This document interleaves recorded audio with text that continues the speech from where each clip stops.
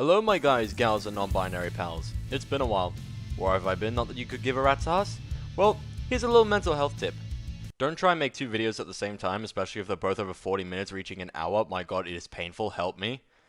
I've set those projects aside for now because I wanted to reach a deadline, hoping that my Harley Quinn episode ranking would finally be done before the trailer got released.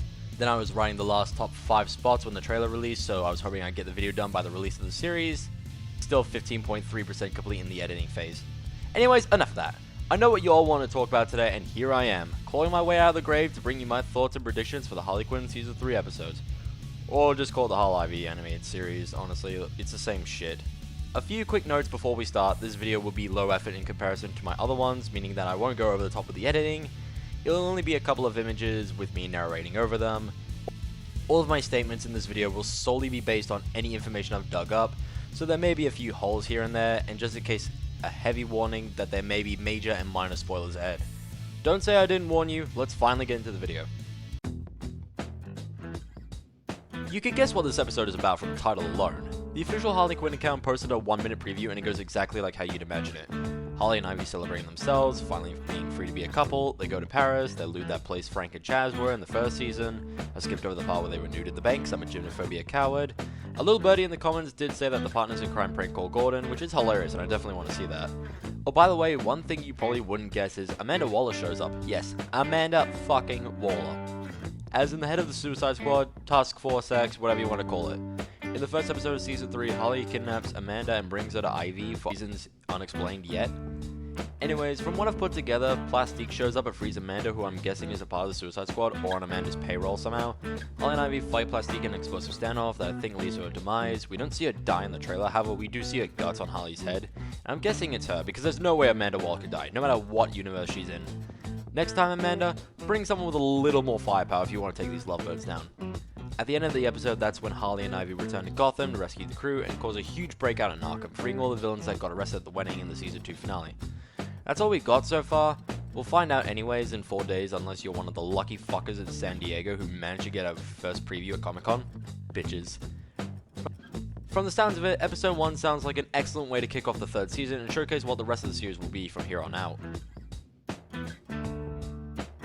Another episode that has a pretty straightforward title, and the trailers did have quite a lot of clips from this episode in particular. Or I assume, from that episode. This is the episode where Ivy tells Harley's crew her plan to terraform Gotham into a paradise similar to the Garden of Eden. They move to a laboratory, or what I've been told is Catwoman's apartment. What the fuck? Does Catwoman have a lab in her home? What? Guess you need to spend a stolen million somehow.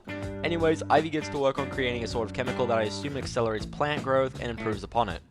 The problem is, though, despite some setbacks, the crew is being a fucking racket, just pissing her off. I'd be pissed off too if someone was pulling a stunt like this when I'm in the middle of handling potentially dangerous chemicals. Speaking of said chemicals, I can't help but think of Scarecrow's pheromone fear toxin he made in the first season. Maybe that's what Ivy's experimenting with and is trying to formulate it into a key aspect of a big plan. She has a couple of failed experiments, like that little flower we saw back in Season 1, and then eventually Frank gets legs! Woo! He's a god! I'm sorry, every time I look at that formula, this little voice in the back of my head always makes me think the show is foreshadowing that Scarecrow will come back in some random bullshit way, despite online friends, in real life friends, and even the writers themselves confirm that he's not coming back and have no interest in resurrecting dead characters. You're telling me that he almost drowned that fucking lake and experienced no side effects whatsoever? Come on!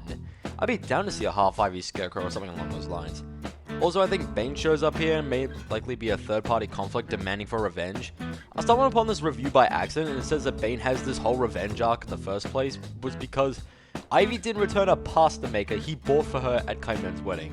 I am ashamed of myself that I didn't think of something like this sooner. It's so in character for this Bane, and now makes you question, are we really meant to root for Harley Ivy when they can't return a pasta maker to this lovable giant of optimism? I get that Harley and Ivy are baddies, but even villains have their standards. Not cool, gals. In my opinion, I feel like this is going to be the Finding Mr. Right of Season 3, a jolly good episode with an excellent balance of comedy, characters, and a simple yet effective plot that will stand well against the test of time.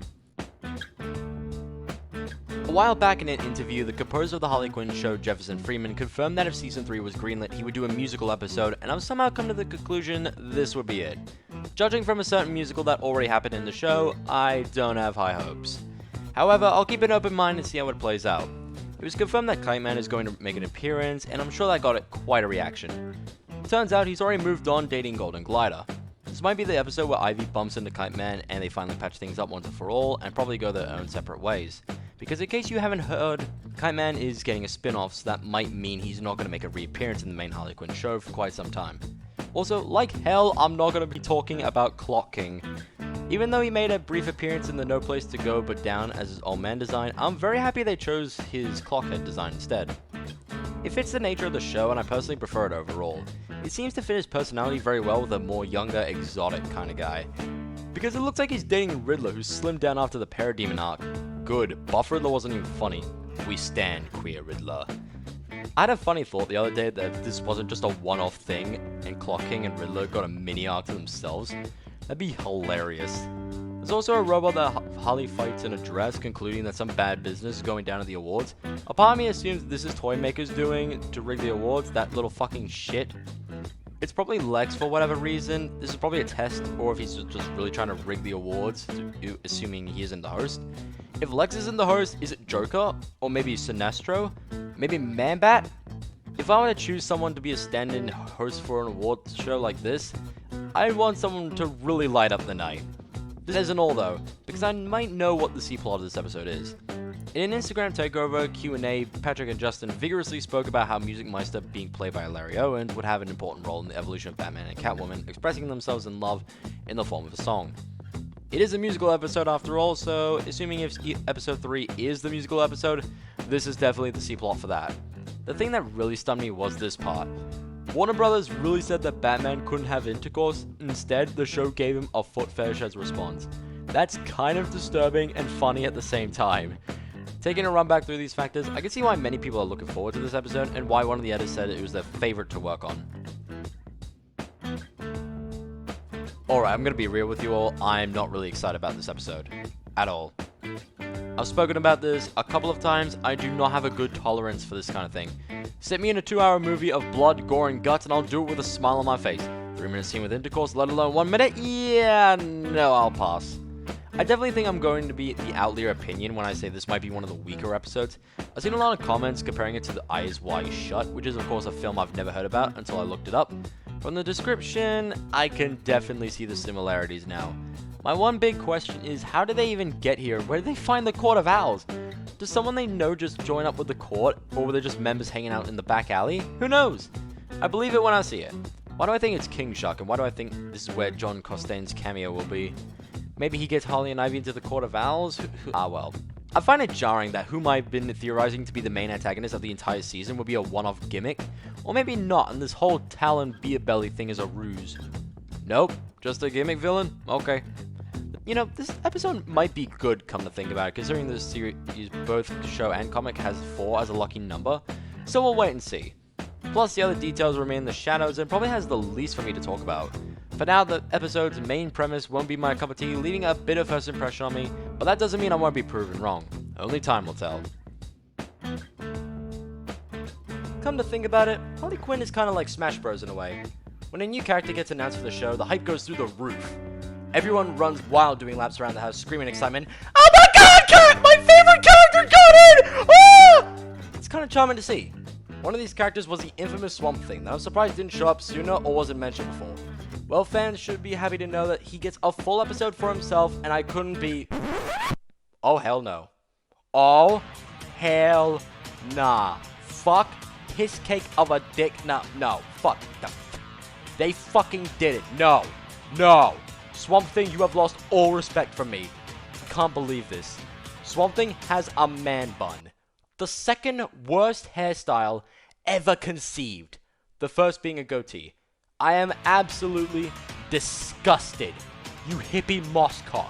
You sack of fucking horse manure. Swamp Thing looks like a shroom dealer. This is a marijuana household, and I will not tolerate this blasphemy! Other than that, though, this seems like it'll be a fun episode. I'm going to take a swing in the dark and say Harley and Ivy are visiting New Orleans on a mission to find the Swamp Thing and ask for his help to assist in Ivy's grand plan. Of course, Harley and Ivy won't be alone, so they'll be accompanied... Oh.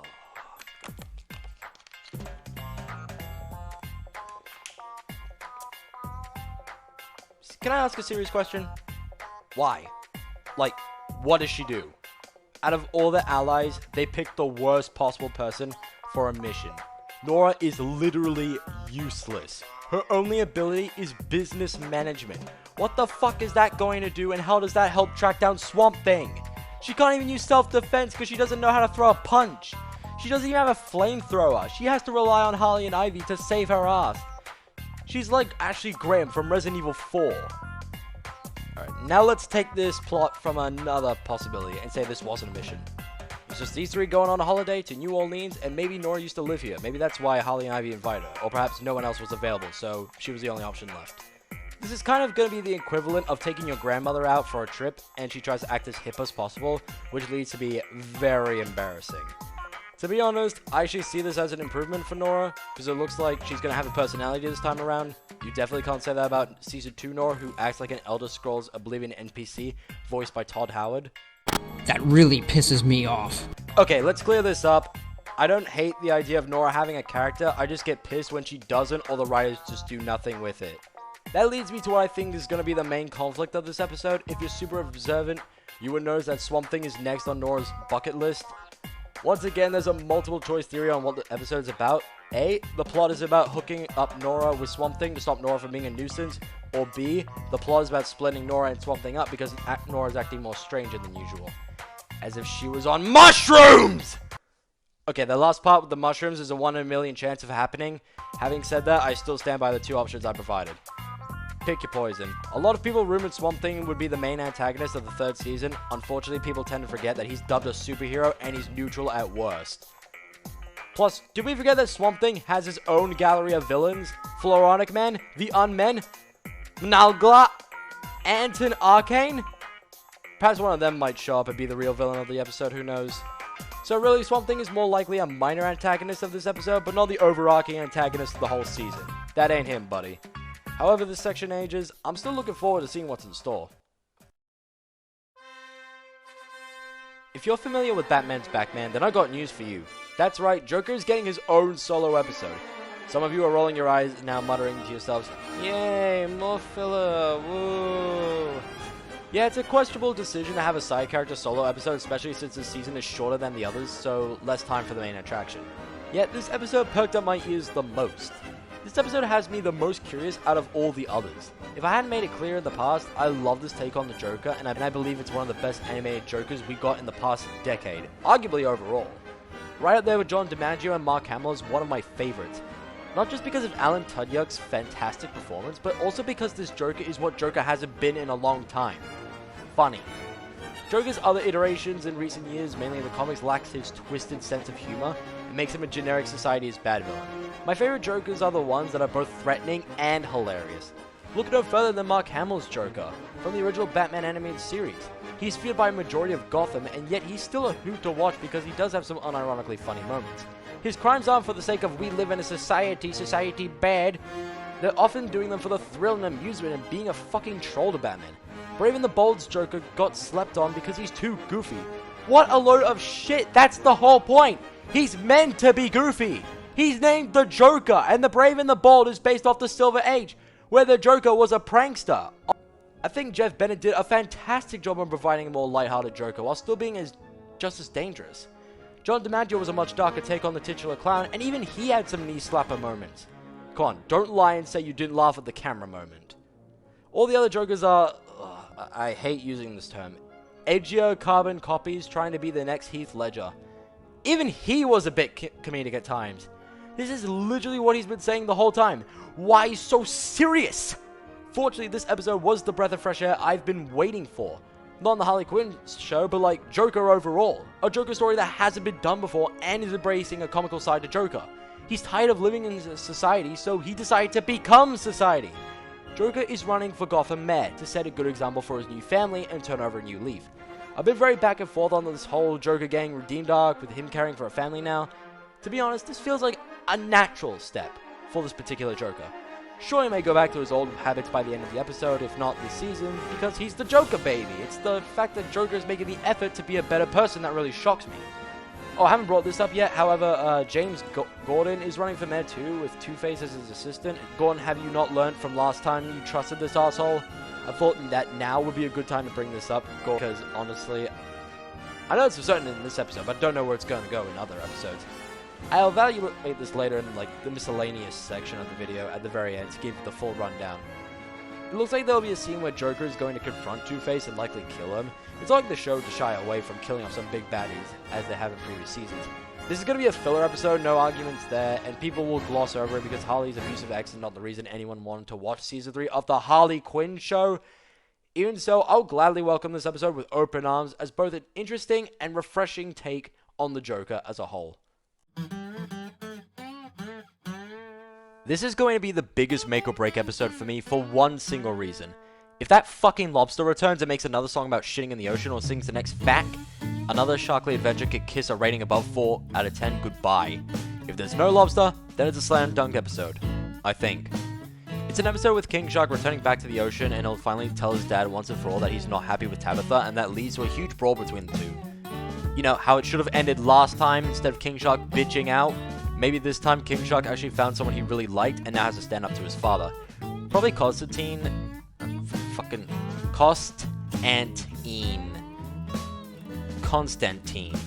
So Constantine. Or maybe someone else. The people who watch the Assault on Arkham movie right now are typing in the comments that it's Killer Frost.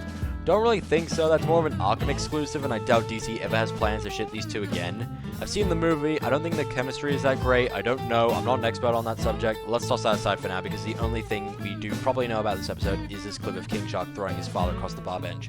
And it looks like it's going to be an awesome fight scene. One problem though, I don't think Harley and Ivy are going to be part of this episode very much, and they might just be the C-plot, unless they find a way underwater. Can Poison Ivy breathe underwater? Like, I know it's a dumb question, but I'm very curious now. Like, seaweed, kelp, and coral are plants that can survive underwater, and I was wondering if Ivy could do that too. She stayed in the ocean for a long time, and all she had was a snorkel and a swimsuit in Season 1, Episode 8, when they were stealing Aquaman's family jewels. Maybe she can, or I'm desperately trying to find a way to fit Harley and Ivy into the main plot here, and I'm sorry for that. I don't think this will be an important episode, and more of a King Shark solo episode. Like the Court of Owls episode, I don't have much of a concrete idea on how this episode is going to play out because there's only one clip out of the 4 trailers we got that give off any information. I think that's a good thing that I don't know much about it. It gives me a sense of surprise. Well, we'll just wait and see, I suppose, and let's cross our fingers it's not going to be Bachelorette 2.0.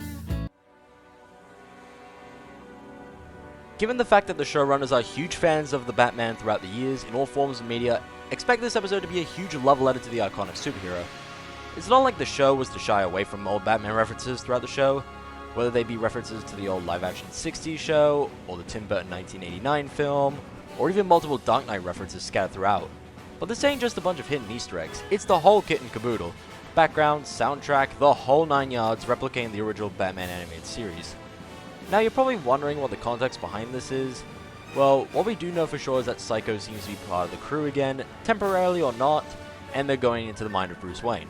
That's right, not only is this another Batman episode, it's another going inside someone's head episode, which happens for plot reasons that are not explained yet. If you're a huge fan of watching Martha and Thomas Wayne die, then you're going to love this episode, quoted by Justin Halpern, one of the showrunners. Now, we know what's going to be in the episode, the only question is, why? Well, conveniently, there's a confirmed James Gunn cameo with him directing a biopic about Thomas Wayne titled, A Hard Wayne's Gonna Fall. And with Clayface being such a huge fan of James Gunn, he auditioned for the role of Thomas Wayne. Do you see where I'm going with this?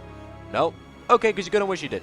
Basically, Clayface auditions for the role of Thomas Wayne in the biopic to get closer to acting out his James Gunn fantasies. Unfortunately, he gets turned down and another actor is picked instead.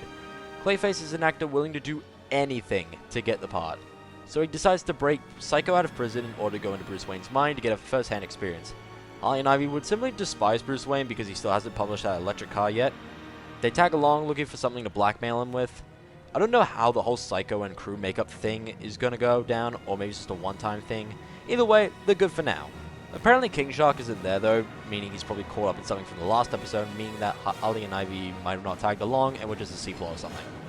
Anyway, they go through all these flashbacks of Bruce Wayne's parents dying in several different ways.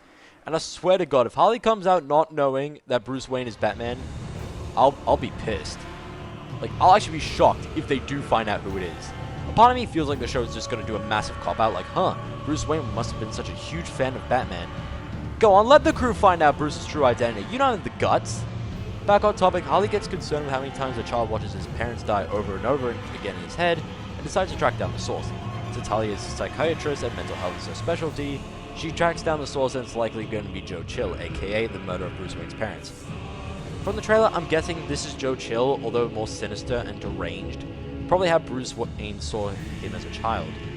You know what'd be really cool to see in this episode? Some flashback to things like the League of Assassins, Jason Todd's death, Hush, Batcow, or some older obscure villains. Make them like in-show teasers in case a fourth season gets greenlit.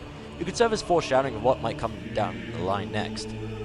One more thing, do you reckon we're gonna get a flashback to Scarecrow unmasking Batman and then Joker kills him? You know what? Fuck it, I'm dying on this hill. If Scarecrow doesn't at least make an appearance in Batman's mind, that will be the biggest missed opportunity the series has had. Come on! He could be like the Freddy Krueger, or some may know Groundskeeper Willie from that one Treehouse of Horror episode. That'd be sick as fuck and makes sense. Okay, back to what we actually know and not wild fantasies. From how it's shaping up to be, Batman Begins Forever sounds like the penultimate fan service episode, but will still shape the events of what comes next significantly. No wonder it was the hardest yet favorite episode to write. Definitely looking forward to this Batboy, and I know the writers refuse to let us down here. Thank God this episode wasn't going to be what I originally thought it was going to be. When you have episodes titled like A Thief, a Mole, and Orgy in it, you'd probably expect the worst coming out of something like Jazza Pajizza. Thankfully, it's less about the Pajizza and more focused on the Pajazza. Thank you, trailer, for taking my mind out of the gutter. From what I've gathered, I bet this is likely the episode that turned the most heads, and not in a good way. One thing I know for certain is that this is the episode where Ivy puts her plan to turn Gotham into a plant paradise into overdrive. So how I think this episode will turn out is that something major from the Batman episode has happened, causing Harley to suddenly believe that Ivy's plan is probably not a good idea. This is where the temporary falling out moment happens, not really falling out, although more like some time to cool off, and Ivy gets ready to initiate her master plan.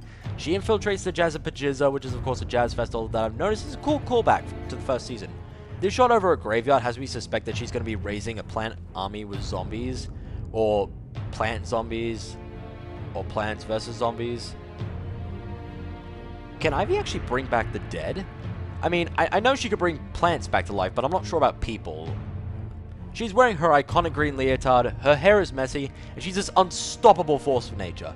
I don't think I need to remind you all that other than King Shark, and despite having the status of metahuman, Poison Ivy is the closest person in Harley's crew, and basically out of Batman's entire rogue gallery, to a full deity.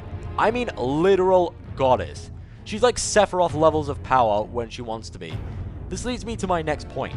When she was under the influence of Dr. Psycho during the second season, we saw what she was semi-capable of. There are rumors of Poison Ivy being possessed yet again, and I beg to differ. For the past 2 seasons, Ivy has been either captured, and it's been up to Harley to save her. Eat, Bang, Kill flipped the script, so was Harley being captured, and Ivy had to save her. From my point of view, Season 3 flipped the script again, and this time, Ivy is the danger. The only thing that's possessing her is ambition.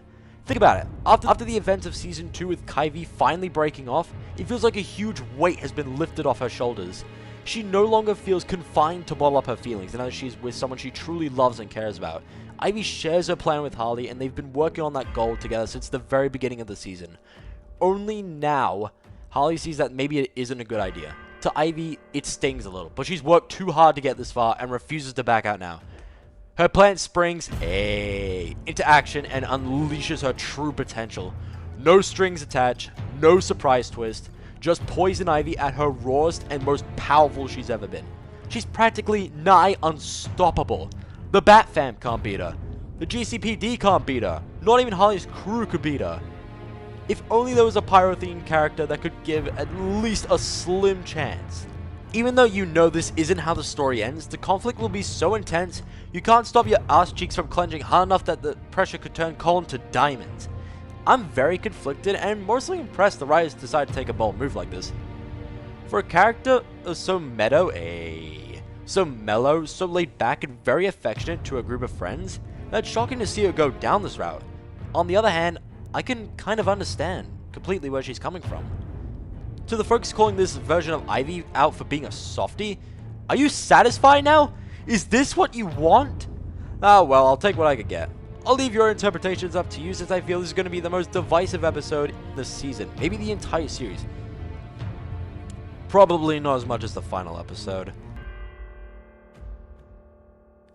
Okay, this section contains massive spoilers. I advise you remove yourself from the video immediately or click on the timestamp marked below if you want to hear my rant about some of the hottest Season 3 topics I wasn't able to pinpoint in these episodes. For those of you who know what I meant by massive spoilers, you know exactly what I'm going to be talking about. T. Franklin is a great addition to the Harley Quinn animated series team as their comic writer. Many of you know her for providing the delightfully charming miniseries Eat Bank Hill Tour with an upcoming project, Sidekicks of New Gotham. She's practically spoiling us over here with the amount of love and effort she puts into every page with so many fantastic artists, namely one Max Sarian. In fact, she's working on another Harley animated series comic book run, which take place exactly after the events of Season 3. Unfortunately, the Symposis revealed the most crucial part of the finale before the first episode even premiered and had everyone who read it in an uproar. Don't harass T for this, it's not her fault. Don't harass anyone, it's not their fault either. Just want to make that clear. Harley Quinn, Legion of Bats. Fresh out of the events of Harley Quinn Season 3, Harley has found herself part of an unlikely team. The Bat Family. Meanwhile, Poison Ivy has found herself prepping for a new job. Leader of the Legion of Doom. Now I'm going to pause right there because I know you have a few questions already. First off, Harley joining the Bat Fam is nothing new. She has multiple times in the comics, but I didn't think she'd team up with them in this universe. A partnership with Batgirl, yes.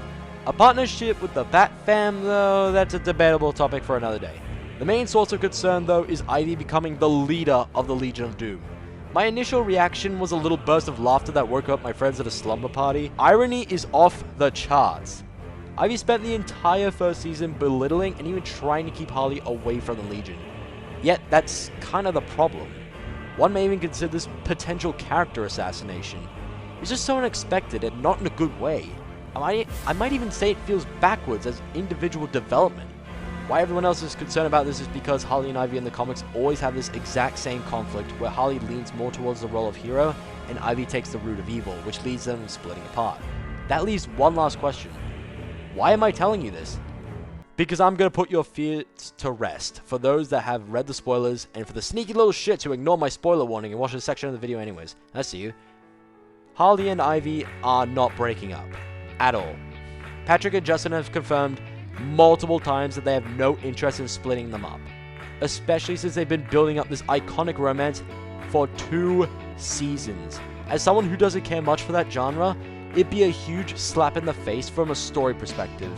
The entire Harley Ivy fandom would come down with relentless fury like an army of angry bears and tear HBO Max apart if they even tried. Besides that, if you read the rest of the description, it also says while Harley and Ivy adjust to their new respective roles, a ghost from Ivy's past enters the fray and threatens the relationship between everyone's favorite clown plant couple. In other words, the worst we're going to get out of this episode is a long-distance relationship. In the comic, through this ghost will be another test. I feel like this is a natural trend in comic books where one little spark of conflict all of a sudden means a relationship is toxic and it's going to lead to a huge breakup. I fucking mean it. Most comic book relationships break up for the dumbest reasons, even if it's something completely minor. Name one time a comic book couple broke up for a legitimate reason. On top of that, they're still together in the Kite Man spin-off show, so of course they wouldn't break up. Okay, you know what? Fuck you. Stupid theory time. Season finale, Harley and Ivy will make up or something along those lines. Legion of Bats comic rolls around and Harley Ivy is trying to work around these new complications, and after that, they go to Noonan's to patch things up with the help of Kite Man and Golden Glider. Ironic, isn't it? Guess the Kite Man arc really has come full circle. Back on track, the horse and the sparrow refers to the modern economic theory of the horse being the rich and the sparrows being the poor. If you feed a horse enough oats, in the case of economics, money, the horse will shit out said oats and the sparrows will eat it up. So we're going to get something very heavy along those lines. I was under the assumption that Ivy and Harley would eventually find themselves up against a third party. At least that part seems to be somewhat confirmed. If she's becoming the leader of Legion of Doom, I don't expect Lex to hand over that title nicely. Oh well, he's gonna die. Come to think about it, where was the Legion of Doom this entire time? I haven't heard about them since the first season. Maybe Lex was hiding out in secret and rebuilding another Legion of Doom underneath Ivy's nose the whole time. Lex is the horse, Ivy is the sparrow. Or is it the other way around? Maybe they mean a different kind of wealth. Who knows? Now, I think it's time to move on to things I couldn't fully pin down. Stick around, if you dare. This is the section where I'll be highlighting some of Season 3's factors I didn't know when they would happen. Think of this part of the clip as an other category.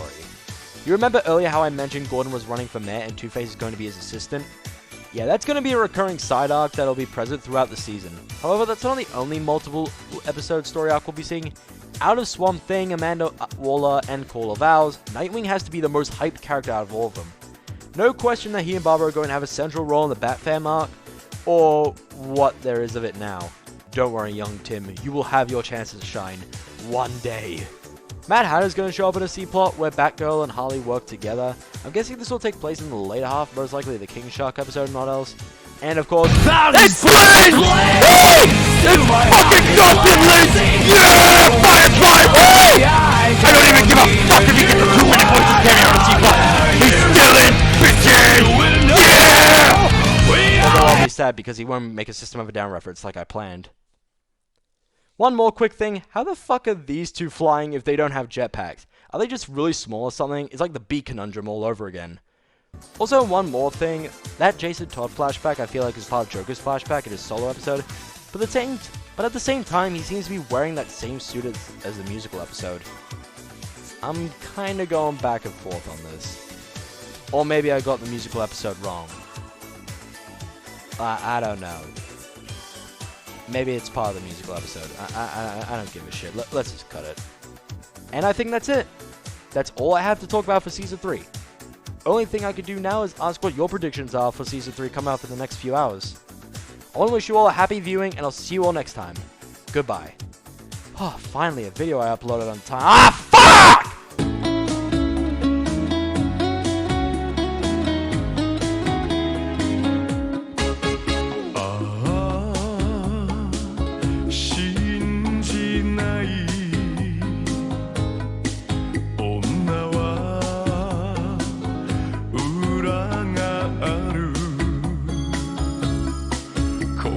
Paramore ばらまく使命